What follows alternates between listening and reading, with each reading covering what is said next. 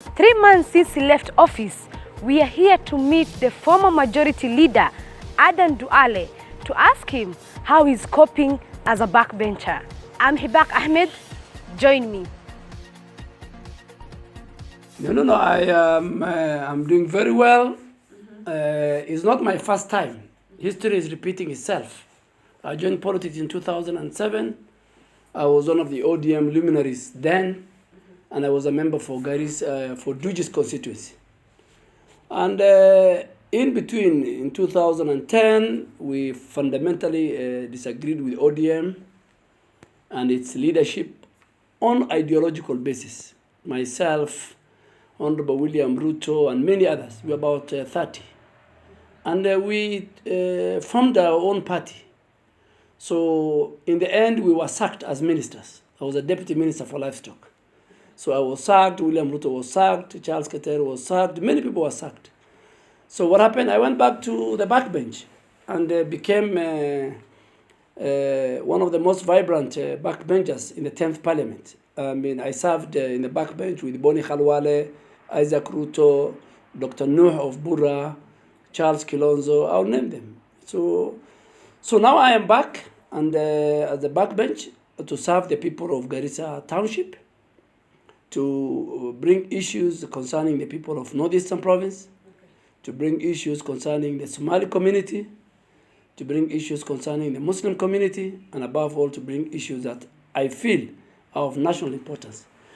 And unlike that time, now being a former leader of majority for 7.5 years, I want to thank the Speaker and the House and the Clerk for the first time to recognize me as a ranking member. So in the House, I have a special seat that is written ranking member.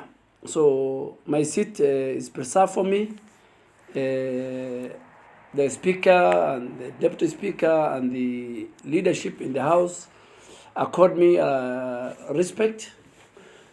So you'll see me more now from the backbench, serving the people of Kenya and serving the Muslim community and the Somali community. Okay. Unlike your colleague Mukromen who put up a fight before his outside, you decided to leave silently. Why?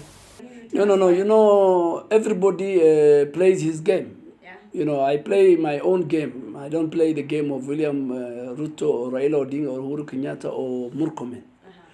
And the difference between me and maybe Murkomen was that I had a legacy. I was the first majority leader under the new constitution. The one who established the infrastructure, the human resource of that office. I had a very robust legacy. I had achievements. So I had to set a precedent to the next person coming to that office. And this case was Honorable Kimunya. So Parliament works through precedents.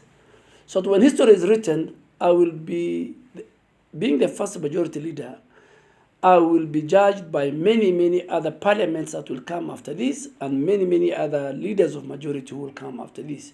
So my tenure was a unique one. I was the first occupant. So I must set very good precedent and very good example. And that's why you saw I handed over in the chamber officially with the handing over notes. Secondly, you know, I had 7.5 years in that office. So I didn't want to kill my legacy just because of 1 hour, 2 hour emotions. And I'm also a very seasoned politician. So, and I had a good relationship with the powers that be, the president, the deputy president, and the members of parliament from across the board. I had a very good relationship with the speaker, the clerk's office, my colleagues. So, I don't work on emotions. What was your lowest moment as a majority leader? No, I think my lowest moment in my entire political career since 2007 was the attack on Garissa University. You know, I'm writing my memos now. People should wait to come and read my book. I hope it will come out before the next general election. So my lowest moment was on that day, in 2015, when 146 young, promising Kenyans who have not committed any crime were murdered by the Al-Shabaab, an evil outfit that has committed many crimes in Kenya, in the north. So with me and General Kaiseri and Inspector General of Police then, Honorable Boynet, we were there and we saw the death of our children. And so that was one of my lowest moments.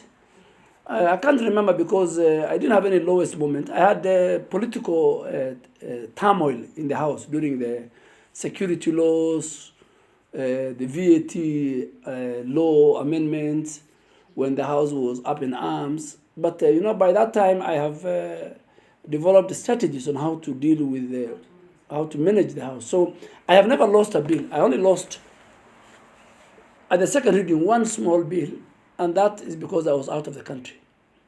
So I had very big achievements, and it's not for me to say.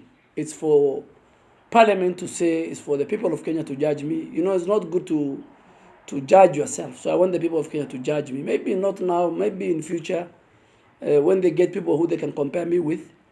But I am very thankful to the President, the Deputy President, the rank and the file of the Jubilee members of Parliament, who in unity gave me an opportunity to serve as the first majority leader in 2013. And again in 2017, they brought me back as a majority leader. The confidence they have shown in me, the President, the Deputy President, the party.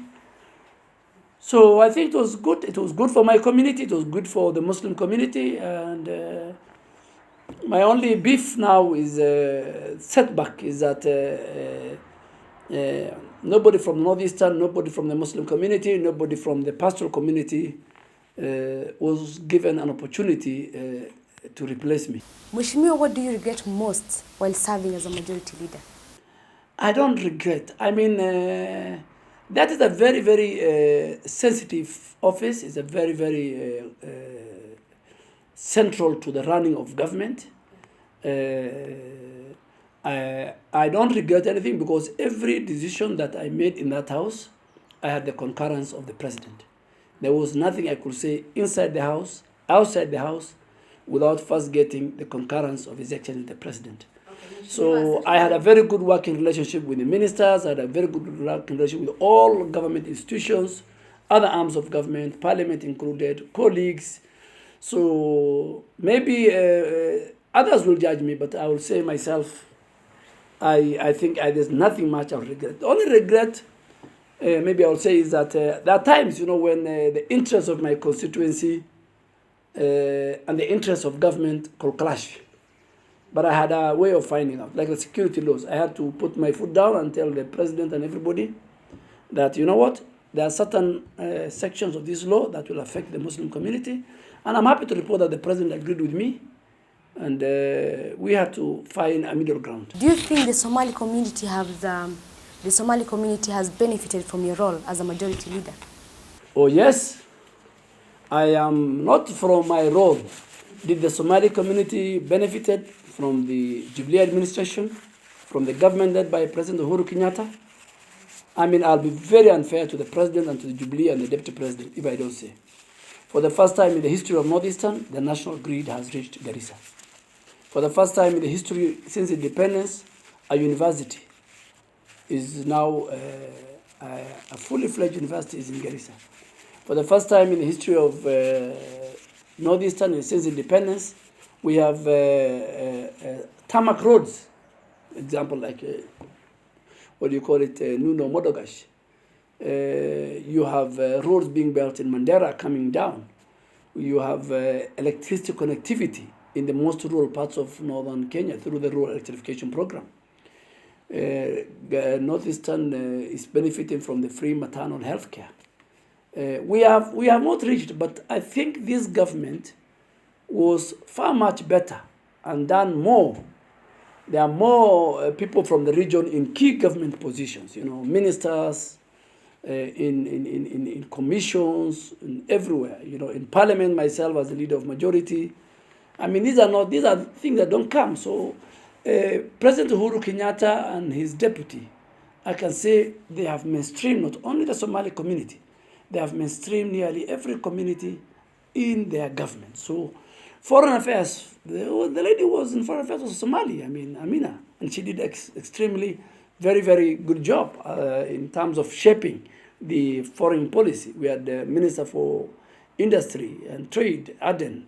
I think all these things that you see in terms of the index, the best practice in doing business, the index moving up Kenya as the best favorable destination was done during. And you know, we also took the men and women from our community who work in government and people who have got what it takes. So, but I would say this government has mainstreamed our community more than any other post-independence government. Since you left office as a majority leader, you are not spotted anywhere in public with Ruto, and you declared that he's your preferred candidate.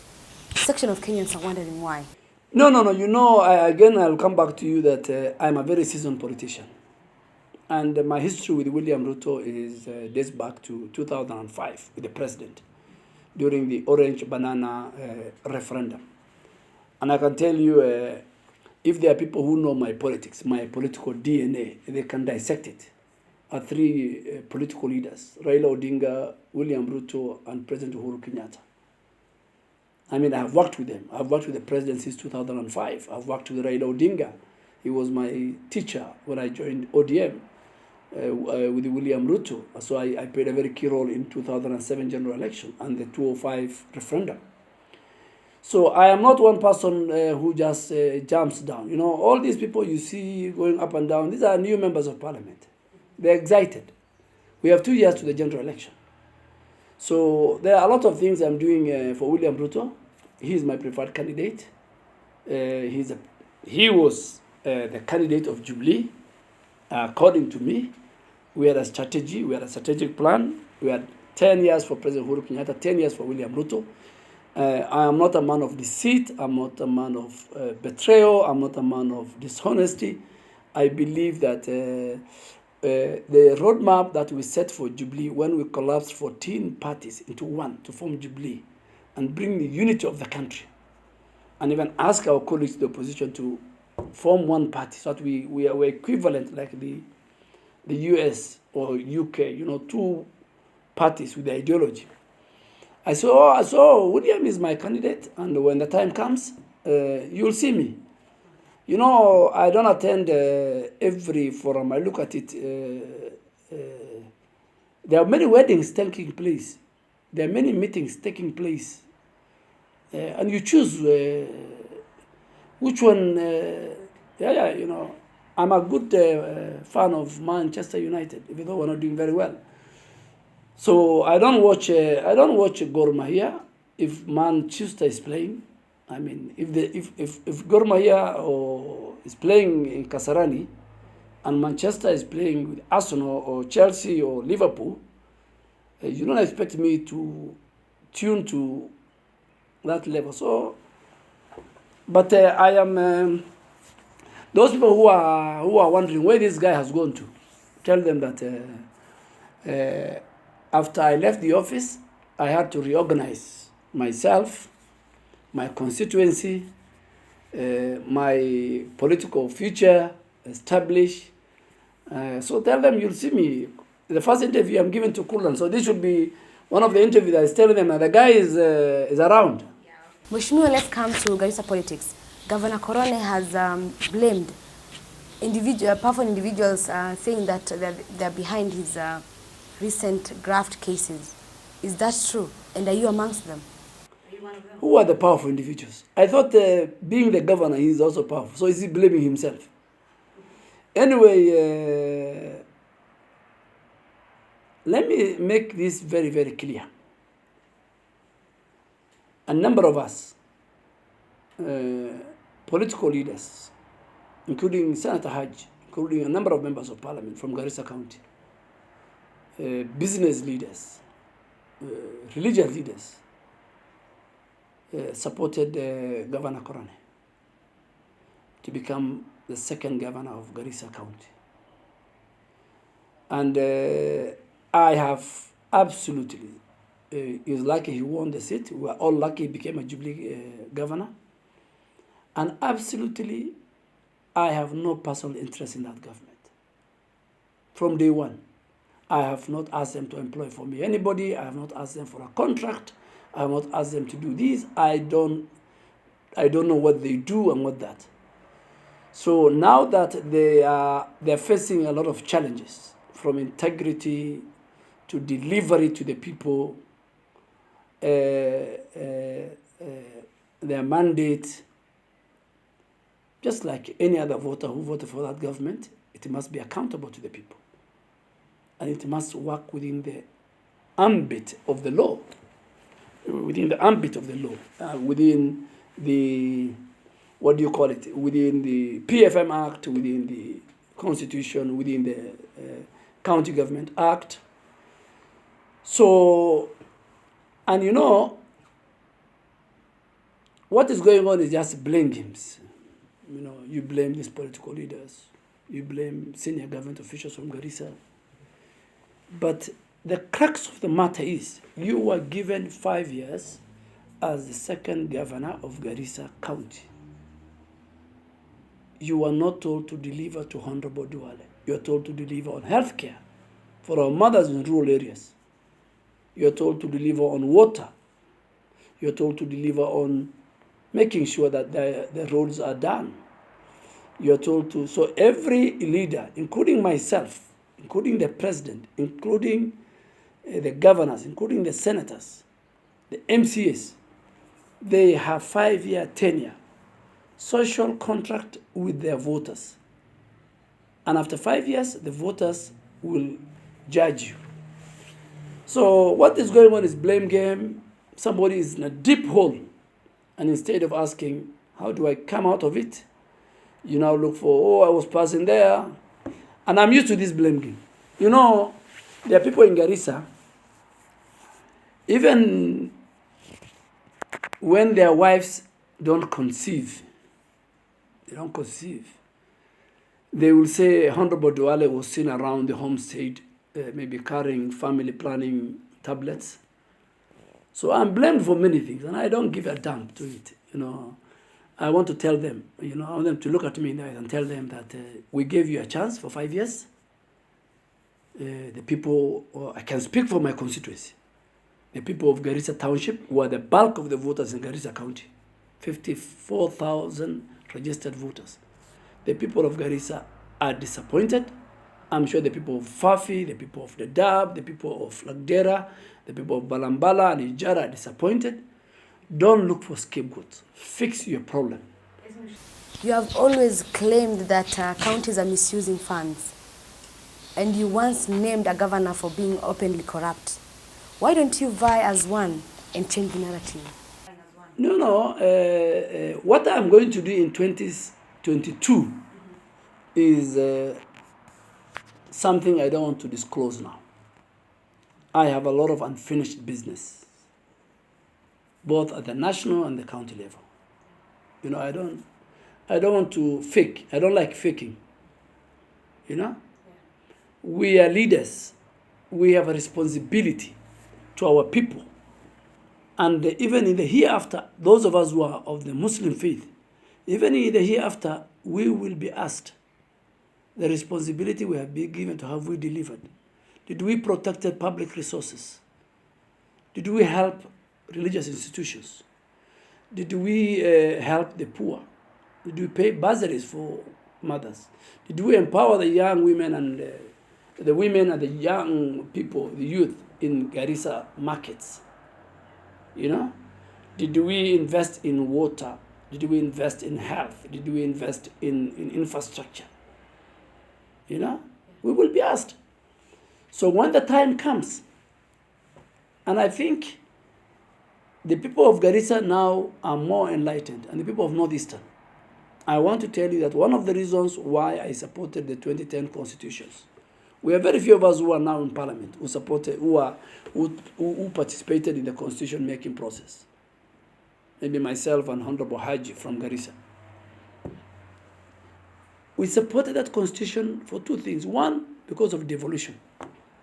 Two, because of retaining and protecting the Islamic codes in the constitution, so that marriage, inheritance, and divorce, all this, we are not subject, as Muslims, we are not subjected to the constitution. We are subjected to our own Islamic Sharia. So why was devolution important to us, the people of the North and the pastoralists? Is because for all the successive governments, the Kenyatta government, the Moi government, the Kibaki government, all of them, they were governed from the central. So we decided for the first time, let us have our own county, where decisions on governance will be done by our county assemblies, and with devolved resources where our governors, one of our own. But in the end, what have we made? We've made few, 1 or 2 billionaires or millionaires at the expense of the masses. So don't ask me, why can't you go for governor? You wait for the day. That will be another story for Kulan. Maybe I might vie, I might have candidate, but my message to the people of Northeastern Province is do not elect leaders anymore on tribal or clan affiliation. Do you think you lost your seat because of split loyalty between the deputy president and President Uhuru? No. I mean, I'm a man of faith, my friend. Destiny is with Almighty God. So it's Almighty God through my party, through President Uhuru Kenyatta, through Deputy President William Ruto, who went into their hearts and made me the first majority leader. So my first, in fact, thank for being majority leader goes to the Almighty God. He's the one who destined. And he's the one who destined that 7.5 years down the line, that will be the end of your last cup of tea in that office. So I have no regrets, because I am a man of I believe in the scriptures. Do I have a split loyalty? Both my leaders. I did not lose my job because I was not loyal. I did not lose my job because I did not deliver. I did not lose my job because I was corrupt and I was taken to court. I did not lose my job because of a criminal offense. I delivered to my people and I delivered on my job. I delivered to the people of Garissa Township as the leader of majority. Today you'll find more roads, you'll find electricity connectivity, you'll find more religious institutions than any other constituency in Northeastern Province. You'll find the best schools, 65% of the children in Garissa County are in my constituency. You'll find all the education institutions from the university to health, the Garissa MTC to Garissa Teachers College. So my community has benefited, the Muslim community in a way have benefited, the Kenyan community in a way have benefited from my leadership. But, and by the way, I had a one-to-one with the president, and we agreed, and I told him, Mr. President, you are my friend, and he's my friend, and we're still together. So I told him, you have 2.5 years. If you feel that there are certain things you want to do, because I told you, he knows my DNA, and you feel I cannot do, Mr. President, let me give you a space. So I step aside. Now, I have enough time for my family. I have enough time for my other small businesses. I have enough time for my people. So, and I have enough time to participate in the succession politics in our country. And inshallah, my candidate of choice is William Ruto. I mean, I don't blink an eye. I mean, so if you are a candidate, and if you are a candidate and you think that you want to reach out to me, then I can only advise you to join our coalition of William Ruto. Unlike any other candidate, we will compete.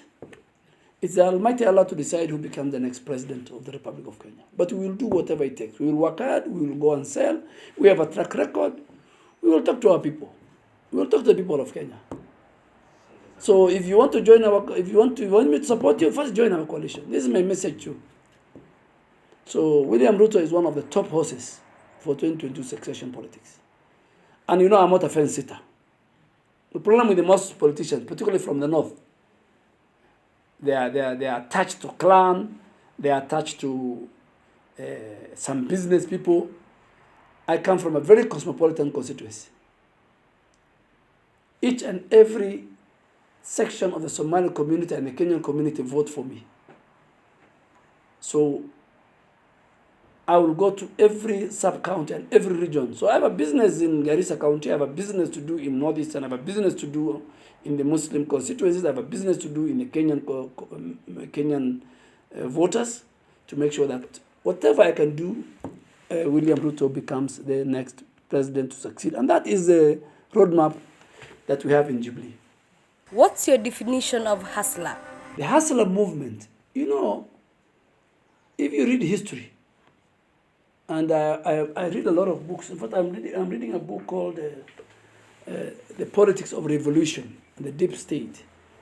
Hustler movement is an idea that for many years since independence, the decision of the politics and the leadership in Kenya was an exclusive domain for the political and the elite class. That I will go to Garissa and I will tell them, this is your candidate. But the hustler movement is saying, and you know, it's not about dynasties, it's not about families, it's not about individuals. It's saying that the decision making in the formation of any government going forward, the citizens must play a role in totality. So the border person, the mama mboga, the guy who is in Garissa livestock market, the mama who is selling camel's meat in Wajir and Mandera, the tuk-tuk in my constituency, there are many of them, since, you know, because I've done a lot of roads in my constituency. The taxi drivers, the lorry drivers, the tippers, the guys who go and collect, you know, sand for construction, the construction workers, the university students, must participate in the formation of the next government. It's as simple as that. Because the political elitist, the political class, and the bureaucrats have for too long decided, the political parties used to decide who becomes the next government. So this idea, this hustler movement, is, number one, in my opinion, delinking the Kenyan political dispensation from the tribe. And that was why, one of the reasons why we collapsed 14 parties in Jubilee. We wanted to make sure that in Jubilee, every tribe, every clan, every religion, every region will call it home. So in fact, the hustler movement, if you ask me, is the original dream when we formed Jubilee in 2015. Because we said in Jubilee, the farmers must have a say. The livestock keepers must have a say. The business people must have a say. The small, medium business entities must have a say. The youth must have a say. The women of Kenya must have a say. The pastoralists must have a say. You know? And so those who have got tax of land, the 1 kilometer, 1 man vote, like me who believes, must have a say. The 1 shilling, 1 man vote of our friends from the mountain and the most densely populated areas must have a say. We all belong to one Kenya. So the hustler narrative is more like the Jubilee dream. And I think it is good to empower people so that they make who is best fitted. So it's good even to have a hustler MCA, a hustler member of parliament, a hustler governor. The word hustler is those who toil, those who make sacrifices to earn their daily bread. It's as simple as that. And it has nothing to do with William Ruto. And if we are not very careful, you know, you read the history of the Orange movement in Ukraine, you know, the Arab Spring in the Arab world.